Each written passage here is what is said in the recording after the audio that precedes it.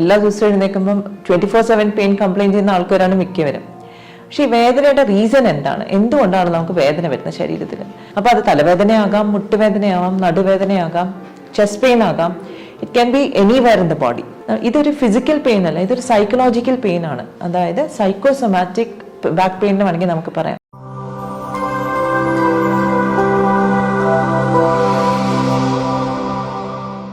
Hello friends, ഞാൻ doctor Trishna, medical director and chief physician, Samathwam wellness, Trivandrum. പലപ്പോഴും നമ്മുടെ ഒരു ക്ലിനിക്കിൽ എപ്പോഴും നമ്മൾ കണ്ടുവരുന്ന ഒരു കണ്ടീഷനാണ് പെയിൻ, അല്ലേ? പെയിൻ വരാത്തവരാരുമില്ല. എല്ലാ ദിവസവും എഴുന്നേൽക്കുമ്പം 24/7 പെയിൻ കംപ്ലൈൻറ്റ് ചെയ്യുന്ന ആൾക്കാരാണ് മിക്കവരും. പക്ഷേ ഈ വേദനയുടെ റീസൺ എന്താണ്? എന്തുകൊണ്ടാണ് നമുക്ക് വേദന വരുന്നത് ശരീരത്തിൽ? പലപ്പോഴും നമ്മൾ വിചാരിക്കുന്ന വെച്ചാൽ ഒരു മസിൽ പെയിൻ ആയിരിക്കും, എന്തെങ്കിലും ഒരു ബാം തടകി അല്ലെങ്കിൽ ഒരു കുഴമ്പ് തേച്ചു, ഇത് മാറി. പക്ഷെ പെയിൻ എന്ന് പറയുന്നത് ഇറ്റ്സ് എ സിംറ്റം, ഒരു അണ്ടർലൈങ് ഒരു കണ്ടീഷന്റെ സിംറ്റം ആണ് പെയിൻ. അപ്പോൾ അത് തലവേദനയാകാം, മുട്ടുവേദനയാവാം, നടുവേദനയാകാം, ചെസ്റ്റ് പെയിൻ ആകാം. It can be anywhere in the body, അല്ലേ? അപ്പോൾ ഇന്ന് ഞാൻ നിങ്ങളുടെ പ്രത്യേകിച്ചും എടുത്ത് പറയുന്ന ഒരു ഇൻട്രസ്റ്റിംഗ് ആയിട്ടുള്ള ഒരു പെയിൻ്റെ ഒരു സ്റ്റോറിയാണ്. എൻ്റെ ഒരു പേഷ്യൻ്റ് ആയിരുന്നു. പുള്ളിക്കാരി 30 വർഷമായിട്ട് വളരെ സിവിയർ ബാക്ക് പെയിൻ അനുഭവിച്ചുകൊണ്ടിരിക്കുകയായിരുന്നു എൻ്റെ അടുത്ത് വന്നപ്പോൾ. അപ്പം ഇത്രയും നാളും പുള്ളിക്കാരി യോഗ ട്രൈ ചെയ്തു, ഫിസിയോതെറപ്പി ചെയ്തു, പല ഓർത്തോപീഡിഷ്യൻസിനെയും കണ്ടു, പല രീതിയിലുള്ള ട്രീറ്റ്മെന്റ്സും ചെയ്തു. പക്ഷെ ഈ പെയിൻ അങ്ങോട്ട് മാറുന്നില്ല. അപ്പം എന്താണ് ഈ പെയിൻ്റെ കാരണമെന്ന് നമ്മളൊന്ന് കണ്ടുപിടിക്കണം. കാരണം നമ്മൾ എക്സ്റേ ഒക്കെ നോക്കി, MRI, ഒന്നിലും ചേഞ്ചസ് ഒന്നുമില്ല, everything is normal. Only thing what she was complaining is severe pain. ഒരു പൊസിഷനിൽ കുറച്ച് നേരം ഇരുന്ന് കഴിയുമ്പോഴത്തേക്ക് വളരെ കടുത്ത പെയിൻ വരുന്നു. പിന്നെ പൊസിഷൻ മാറി കഴിയുമ്പോൾ കുറച്ചൊന്ന് മാറും. അപ്പം ഡെഫിനറ്റ്ലി പൊസിഷൻ എന്ന് പറയുമ്പോൾ തന്നെ നമ്മൾ ആദ്യം തന്നെ സ്ട്രൈക്ക് ചെയ്യുന്ന പോസ്ചറൽ പെയിൻ ആയിരിക്കും എന്നായിരിക്കും. അതായത് ഒരു പൊസിഷനിൽ വന്ന് ട്രിഗർ ചെയ്യുന്ന പെയിൻ ആണെന്നാണ്. പക്ഷേ ഒരു മെഡിക്കൽ എക്സാമിൻ ചെയ്തപ്പോഴത്തേക്ക് മസ്കുലർ ചേഞ്ചസ് ഒന്നുമില്ല, സ്പൈനിന് ചേഞ്ചസ് ഒന്നുമില്ല. അപ്പം ഇങ്ങനെ വന്നപ്പോഴത്തേക്ക് ഞാൻ കുറച്ച് ഡീപ്പായിട്ടൊന്ന് ഒരു സൈക്യാട്രിക് അല്ല ഒരു സൈക്കോളജിക്കലി ഓറിയന്റഡ് ഹിസ്റ്ററിയും കൂടെ എടുത്തു. അപ്പോഴാണ് മനസ്സിലാക്കിയത് കല്യാണം കഴിഞ്ഞ് ഒരാഴ്ച കഴിഞ്ഞപ്പോഴാണ് ഈ പെയിൻ സ്റ്റാർട്ട് ചെയ്തത്. അപ്പം നാച്ചുറലി അതിനു മുമ്പേ 18 വയസ്സിലുള്ള ഒരു കല്യാണം, അതിനു മുമ്പേ യാതൊരു ഹെൽത്ത് ഇഷ്യൂസും ഇല്ലാത്ത ഒരു ലേഡി കല്യാണം കഴിഞ്ഞ ഉടനെ പെയിൻ സ്റ്റാർട്ട് ചെയ്തു. And when I went deep into the history, what I understood was that ഈ ലേഡിക്ക് ഈ കല്യാണമായിട്ട് ഒട്ടും പൊരുത്തപ്പെട്ട് പോകാൻ പറ്റിയില്ല. കാരണം 10-15 വയസ്സ് എൽഡറാണ് ഈ ഹസ്ബൻഡ്. അതും 18-ാം വയസ്സിൽ അമ്മ നിർബന്ധിച്ച് കല്യാണം കഴിപ്പിച്ചത്, എസ്പെഷ്യലി ബിക്കോസ് അമ്മയ്ക്ക് ഈ പയ്യനെ ഇഷ്ടമായിരുന്നു. അതുകൊണ്ട് അപ്പം ഈ ഒരു നെഗറ്റീവ് ഒരു എന്താ പറയുന്ന ഒരു ഇവന്റ്, ലൈഫ് ഇവന്റ് ജീവിതത്തിൽ വന്നതിന് ശേഷം പുള്ളിക്കാരിക്ക് അതിൻ്റെ ഒരു സ്ട്രെസ് എന്ന് പറഞ്ഞാൽ ചില്ലറയല്ല. കാരണം every day she regrets that decision. അപ്പം അങ്ങനെ ഇരിക്കുക. അത് മാത്രമല്ല ഹസ്ബൻഡും അമ്മയും തമ്മിൽ വളരെ ക്ലോസ് ആണ്. അതുകൊണ്ട് ഈ പുള്ളിക്കാരിക്ക് ഇത് വിട്ടുപോകാനും പറ്റുന്നില്ല എന്നുള്ള ഒരവസ്ഥയായിരുന്നു. എനിവേ നമ്മൾ കുറച്ച് ഡീപ്പായിട്ട് ഡ്വെൽ ചെയ്തപ്പോഴത്തേക്ക് ഇതൊരു ഫിസിക്കൽ പെയിൻ അല്ല, ഇതൊരു സൈക്കോളജിക്കൽ പെയിൻ ആണ്. അതായത് സൈക്കോസൊമാറ്റിക് ബാക്ക് പെയിൻ എന്ന് വേണമെങ്കിൽ നമുക്ക് പറയാം. നമ്മുടെ മനസ്സിലുള്ള ഒരു സ്ട്രെസ് മൂലം അതിൻ്റെ ഇഫക്റ്റ് നമ്മുടെ ശരീരത്തിൽ കാണുന്നതാണ് ഈ സൈക്കോസൊമാറ്റിക് എന്ന് പറയുന്നത്.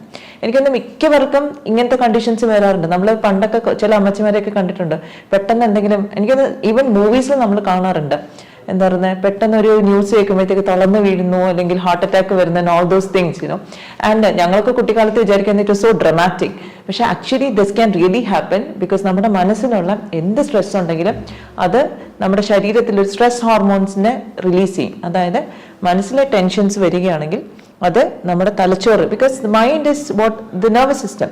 അപ്പോൾ നെർവസ് സിസ്റ്റത്തിലുള്ള ന്യൂറോ ട്രാൻസ്മിറ്റേഴ്സിന്റെ റിലീസ് കാരണം നമ്മുടെ എൻഡോക്രൈൻ സിസ്റ്റത്തിനെ അത് ബാധിക്കുന്നു. അപ്പോൾ അഡ്രിനൽ എന്ന് പറയുന്ന ഗ്രന്ഥി, അതിൽ നിന്നും സ്ട്രെസ് ഹോർമോൺസ് റിലീസ് ചെയ്യുന്നു. ഈ സ്ട്രെസ് ഹോർമോൺസ് എന്താ ചെയ്യുന്നത്? കോർട്ടിസോൾ പോലുള്ള ഹോർമോൺസ് സ്ട്രെസ് സിമ്പത്തറ്റിക് ആക്ടിവിറ്റി, അതായത് നമ്മുടെ ശരീരത്തിലുള്ള ഓട്ടോണോമിക് നെർവസ് സിസ്റ്റം എന്ന് പറയും, ഇതിൽ സിമ്പത്തറ്റിക് നെർവസ് സിസ്റ്റത്തിന്റെ ആക്ടിവിറ്റി കൂട്ടുന്നു. അപ്പോൾ ഈ സിമ്പത്തറ്റിക് ആക്ടിവിറ്റിയുടെ ഒരു ഇൻട്രസ്റ്റിംഗ് ജോബ് എന്താണെന്ന് വെച്ചാൽ മസിൽസിനെ ടെൻസ്ഡ് ആക്കുക എന്നുള്ളതാണ്. അതായത് മസിൽ കോൺട്രാക്ഷൻ. ഇത് എന്തിനായിരുന്നു ഡിസൈൻ ചെയ്തിരുന്നത്? പണ്ട് നമ്മൾ കാട്ടിലൊക്കെ വസിച്ചിരുന്ന സമയത്ത് നമുക്ക് ഒരു പെട്ടെന്നൊരു എന്താ പറയുക, പെട്ടെന്നൊരു ആനിമൽ നമ്മൾ അറ്റാക്ക് ചെയ്യാൻ വരുവാണെങ്കിൽ നമ്മൾ ഇതിന് റെസ്പോണ്ട് ചെയ്യണം. ഒന്നുകിൽ നമ്മൾ അങ്ങോട്ട് പയറ്റണം, അല്ലെങ്കിൽ നമ്മൾ ഓടണം. അപ്പോൾ ആ ഒരു സിറ്റുവേഷനിൽ നമ്മൾ റെഡിയാക്കാൻ വേണ്ടിയിട്ടായിരുന്നു മസിൽ കോൺട്രാക്ഷനും മസിൽസിലേക്കുള്ള സ്ട്രെങ്ത് അല്ലെങ്കിൽ ബ്ലഡ് ഫ്ലോ കൂട്ടുകയൊക്കെ ചെയ്തിരുന്നത്. ഓക്കെ.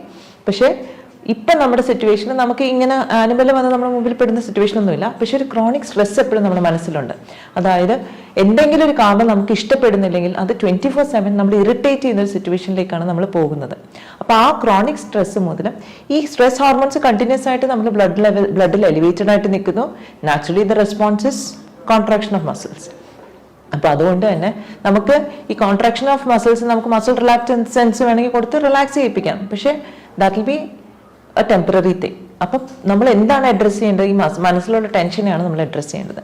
അപ്പോൾ അങ്ങനെ കുറച്ച് കൗൺസിലിംഗ് സെഷൻസും ബാക്കി കാര്യങ്ങളും കുറച്ച് ഫിസിക്കൽ എക്സസൈസസ്. ശരിക്കും പറഞ്ഞാൽ ലേഡിക്ക് ഫിസിക്കലായിട്ട് ഒന്നും ഇനീഷ്യലി ചെയ്യാൻ പറ്റില്ലായിരുന്നു. ബിക്കോസ് എന്ത് ചെയ്താലും പെയിൻ ട്രിഗർ ചെയ്യും. അപ്പം മെന്റൽ ഒരു സപ്പോർട്ട് കിട്ടിയ ശേഷം now she is doing very well. And recently ഞാൻ അവരെ കണ്ടിരുന്നു. അപ്പം എനിക്ക് അതിൽ വളരെ ഇൻട്രസ്റ്റിംഗ് ആയിട്ടുള്ള തോന്നിയ കാര്യം എന്ന് പറഞ്ഞാൽ പലപ്പോഴും ബാക്ക് പെയിൻ എന്ന് പറഞ്ഞാൽ നമ്മൾ പല ഡോക്ടേഴ്സിനെയും കാണുന്നു, കഴുത്ത് വേദന ഡോക്ടറിനെ കാണുന്നു, എന്തൊക്കെ ചികിത്സ ചെയ്തിട്ട് മാറുന്നില്ല. പക്ഷേ definitely look into the mental aspect. കാരണം മാനസികമായിട്ട് എന്തെങ്കിലും സംഘർഷമുണ്ടെങ്കിൽ അത് നമ്മുടെ ശരീരത്തിൽ പ്രതിഫലിക്കും. അത് വേദനയായിട്ടാകാം, വിട്ടുമാറാത്ത അസുഖങ്ങളായിട്ടാകാം. So definitely mental health is very important. അപ്പോൾ സ്ട്രെസ് മാനേജ്മെൻറ്റ് ഇതിൽ വളരെ ഇമ്പോർട്ടൻ്റ് ആണ്. സ്ട്രെസ് മാനേജ്മെൻറ്റ് എന്ന് പറയുമ്പോൾ തന്നെ നമ്മൾ വളരെ വളരെ റിസർച്ച് ബേസ്ഡ് ആയിട്ടുള്ള ടെക്നിക്സ് ഉണ്ട്. മൈൻഡ്ഫുൾനെസ് ബേസ്ഡ് ടെക്നിക്സ് ഉണ്ട്, യോഗ ബേസ്ഡ് ടെക്നിക്സ് ഉണ്ട്, പല ടെക്നിക്സ് ഉണ്ട്.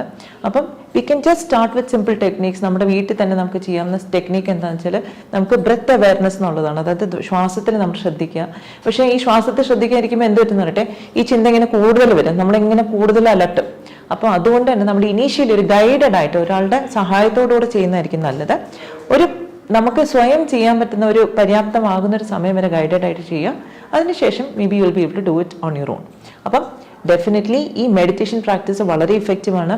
അപ്പം മെഡിറ്റേഷൻ നമ്മൾ പറയുമ്പോഴത്തേക്ക് നമ്മൾ വിചാരിക്കും അതിൽ മന്ത്രം ചാൻറ്റ് ചെയ്യുന്നുണ്ടോ? അങ്ങനെയൊന്നുമില്ല. This is very simple breath awareness. Anybody can do it. Any age group people can do it. ഇത് ചെയ്യുമ്പോൾ തന്നെ നമ്മുടെ മനസ്സിൽ എന്താണ് നമ്മൾ അലട്ടുന്നത് നമുക്ക് തിരിച്ചറിയാൻ സാധിക്കും. അതിനെ നമുക്ക് അഡ്രസ്സ് ചെയ്യാൻ സാധിക്കും. അതോടുകൂടെ നമ്മുടെ ഫിസിക്കൽ എയിൽമെന്റ് പോലും നമുക്ക് മാറ്റാനായിട്ട് സാധിക്കും. അപ്പം ഡെഫിനറ്റ് ആയിട്ടും എനിക്കൊന്ന് കേരളീയ ജനത എല്ലാവരും ചെയ്യേണ്ട ഒരു കാര്യമാണ്. കാരണം എൻ്റെ അബ്രോഡിലുള്ള സിസ്റ്ററൊക്കെ പറയുന്നത് വെച്ചാൽ കേരളത്തിലോട്ട് വരാൻ പേടിയാണ്. Because of the crime rate and the news that is happening around us. അപ്പം അതൊരു കോൺസ്റ്റന്റ് സ്ട്രെസ് ആണ് ശരിക്കും പറഞ്ഞാൽ നമുക്ക്. അപ്പോൾ definitely we all should learn stress management. I hope this video was helpful for you. Thank you very much.